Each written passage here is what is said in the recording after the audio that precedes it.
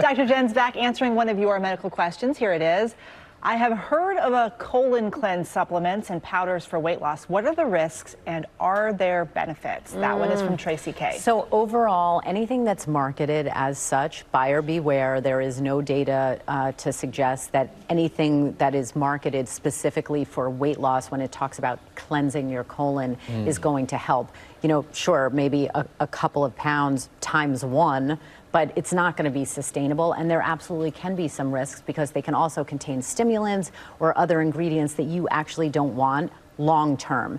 But when you talk about cleaning out your colon, let's say you go for a colonoscopy, anyone who's had one of those knows that as difficult as it is to do the prep, you actually feel kind of good afterwards, right? So you can do that on a much smaller, less aggressive basis on a regular, pattern, maybe once a week, every other week. Just drink or eat what we call in medicine clears. So that's anything you can read print through. Jello, broth, ginger ale, water, tea. Anything that's clear is really going to give your GI tract a break and kind of, let it clean itself out. But it does clean itself out for a living. So a clear diet is better than a laxative? Absolutely. Clear diet is much more natural, and laxatives, if taken to excess, can absolutely have some risks to them. So again, on a little basis, you can give your GI tract its own little break. Clear liquids. But your GI tract knows what to do. It sure does.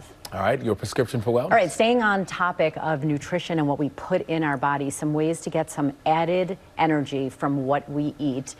Putting on my nutritionist hat for a second. So protein, absolutely adding it to your breakfast, but really you should be getting protein in every meal and or every snack. Whole grains like quinoa, farro, amaranth, buckwheat, also really good and will slowly be absorbed and digested. And then nuts. Great kind of protein-rich, energy-rich food, and then put some color on your plate, you guys. Fruit and vegetables, at least one.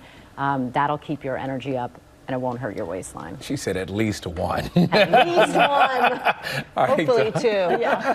Thank you very much. And folks, we would love to hear from you. So hit us up on Instagram with all of your medical questions for Dr. Jen at ABC GMA3.